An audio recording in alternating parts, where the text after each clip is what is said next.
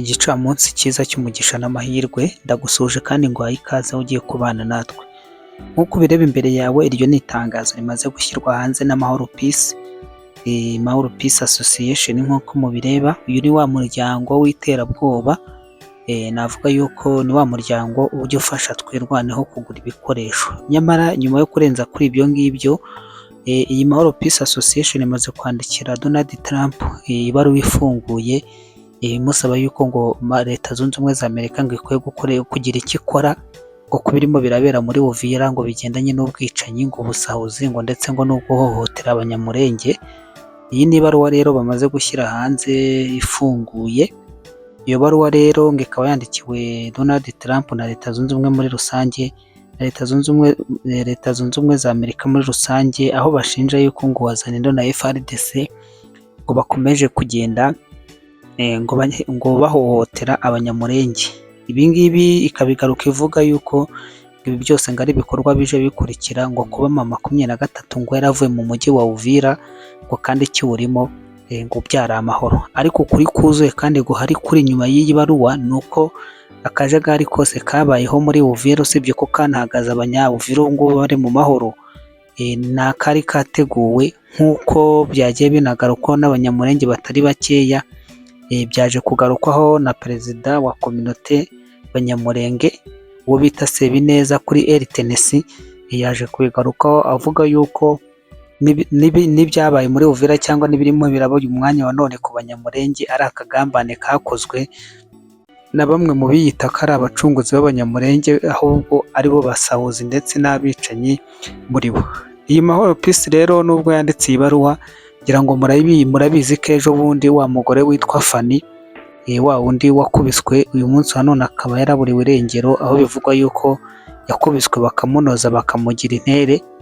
Yari yamaze kuyishyira ku karubanda, yambika iyi sosiyete ngo ni Mahoro Peace, ibya Peace abyambika ubusa abishyira ku karubanda, avuga yuko aribo bakusanya amafaranga haba mu Burayi ndetse na Leta Zunze Ubumwe za Amerika, bakagurira ibikoresho birimo imbunda n'amasaso inyeshyamba ndetse n'amatsinda yo muri za twirwaneho na mama 23, ari nabo baje kumuviramo gukubitwa ndetse no gushimutwa.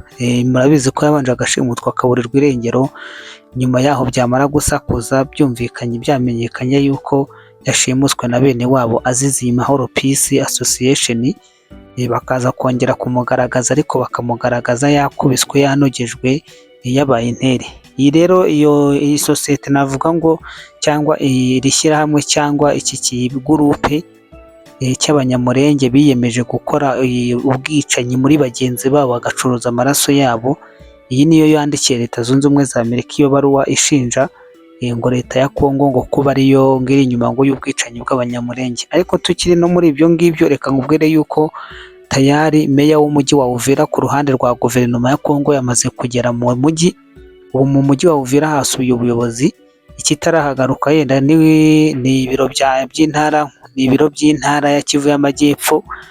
Twibukiranye yuko ibiro by'intara ya Kivu y'Amajyepfo byo biyoborwa na Professeur Jean Jacques Purusi Sadiki. Nyuma yaho byahageze, ariko bikaba byari bisanzwe bikorera mu mujyi wa Bukavu. Ubwo rero ukurikije situation ziriho uyu mwanya wa none, nubwo Mahoro Peace irimo irata ibiheru n'ibiheko yandikira Donald Trump, ariko ukuri kwayo kwamaze kujya ku karubanda, kandi amahano n'ubwicanyi ikorera abanyamurenge y'ubwayo ahubwo byamaze kumenyekana. Ni ikintu rero gikomeye cyane, aho ndetse namwe mu banyamurenge batari buze kuyorohera. Ubu kimwe gihari, ubu abanyamurenge nibo ubwo barimo bararwana, nubwo FARDC banga bakayikururiramo, media zabo zikatangira zigasakuza zikururamo ngo Wazalendo, ariko bintambarire mu banyamurenge hagati ndani imbere muri bo, aho abashyigikiye guverinoma barimo barahangana n'abadashyigikiye guverinoma, cyangwa n'abarwanya ubutegetsi. Abarwanya ubutegetsi barimo abo ngabo ba Moise Nyarugabo, ba Zarias Ruberwa n'abandi bafatanyije ni Mahoro Peace. Mu gihe ku ruhande rwa guverinoma naho hari abanyamurenge kandi nanone bo batemera gukorana n'izo nkoramaraso cyangwa izo nkoramabi ziyemeje guhekura bene wazo. Ubwo rero intambara iri hagati yabo, ni ukuvuga ngo abari ku ruhande rwa guverinoma bashyigikiwe na Kinshasa, mu gihe abarwanya ubutegetsi nabo bashyigikiwe n'u Rwanda ndetse n'ibindi bihugu, dore yuko muzi ko aribo bagizwe iturufu yo kugira ngo u Rwanda uyu munsi wa none n'ibindi bihugu nka Uganda na Kenya babe bafite uyu mutwe w'inyeshyamba mu 23 ubarizwa mu burasirazuba bwa Kongo. Tukiri aho reka ngaruke kuri Sebineza rero. Uyu musaza ni perezida wa kominote Banyamulenge muri Uvira, aho yaje kugaragaza neza yuko ibyahabaye byose cyangwa ibyahakozwe byateguwe ari akagambane kama 23 ndetse n'igihugu kibatera inkunga aricyo cy'u Rwanda, nk'uko Abanyamulenge bamwe bamaze kujijuka bakarimo baragenda babihamya. Cette démarche du Rwanda qui se dit venir nous protéger, mais plutôt qui vient pour ses intérêts. Et ses intérêts sont connus, c'est venir et piller les ressources du Congo et surtout, nous les Banyamulenge, nous faire partir du Congo. Ce qu'ils ont fait à Uvira, c'est un plan qu'on a dénoncé depuis 30 ans, puisqu'ils nous l'avaient même annoncé en 1996, qu'ils veulent nous déporter, nous amener au Rwanda, et nous, on continue à résister jusqu'à aujourd'hui. Ce qui s'est passé à Uvira, ils sont partis avec une partie de notre communauté, mais il y en a d'autres qui ont refusé de partir. Le troisième message que nous avons à donner, c'est à toutes les communautés de ne pas céder à ces pressions du Rwanda pour que ces communautés se rentrent dedans et s'entretuent. Le Rwanda a toujours joué sur les conflits. Nous avons certes des conflits, nous avons des problèmes avec les voisins, mais le Rwanda les exploite, vient y verser pratiquement de l'essence, et il joue aux pyromanes et aux sapeurs-pompiers. Je crois vous suivez dans les médias internationaux, Clairon et partout, qui viennent protéger les Banyamulenge, mais justement c'est pour jouer sur certaines personnes facilement qui peuvent céder à cela, croyant que les Banyamulenge sont les portes d'entrée. Justement, à travers ces manipulations, comme vous les décrivez, certains présentent ce retrait comme un geste d'apaisement. Est-ce que vous êtes de cet avis? Nous sommes au courant, c'est une pression diplomatique que le Rwanda a demandé à ses hommes de se retirer. La bonne foi, le Rwanda ne peut pas avoir la bonne foi. Et d'ailleurs, ils ne sont pas loin d'Uvira. Ils sont à Sangue, à Kabunambo. C'est à peu près à 30 km d'Uvira. En principe, ils devaient rentrer au moins là d'où ils sont partis en occupant Uvira, c'est à Kamanyola, Katokota, à 75 km d'Uvira. Et les informations que nous avons aujourd'hui, ils ont contourné la plaine, ils montent par les Mera pour continuer à occuper les hauts plateaux chez moi.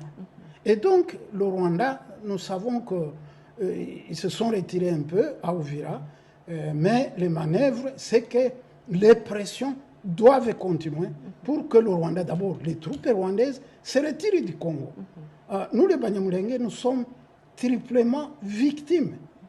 Le Rwanda nous instrumentalise, il arrive au Congo, il fait des victimes, nous sommes des Congolais, ensemble avec les autres Congolais, nous sommes donc doublement victimes. Voilà, en tant que notable justement d'Uvira, quelle attente pour les populations en matière de sécurité et de paix durable? Oui, on a approché les autorités ici à Kinshasa. En tout cas, vous avez vu même le communiqué du gouvernement. Ils ont mis en place un plan pour la sécurisation d'Uvira, puisque les jours où ils sont partis avec les membres de notre communauté, qu'ils ont obligé de partir avec eux, ça a pris du temps pour que les FARDC entrent, presque une journée. Et justement, comme ils avaient prévu un chaos qui pouvait aboutir au meurtre, c'est vrai, il y a eu des pillages, Dieu merci, il n'y a pas eu de morts. Quel message au Rwanda qui est accusé aujourd'hui de soutenir les rebelles du M23 et ses supplétifs? En tout cas, notre communauté, nous le disons depuis 30 ans. Nous disons au Rwanda de ne pas continuer à instrumentaliser notre communauté, ne pas continuer à exacerber les conflits qui existent. Le Rwanda vient pour détruire la cohésion avec les voisins.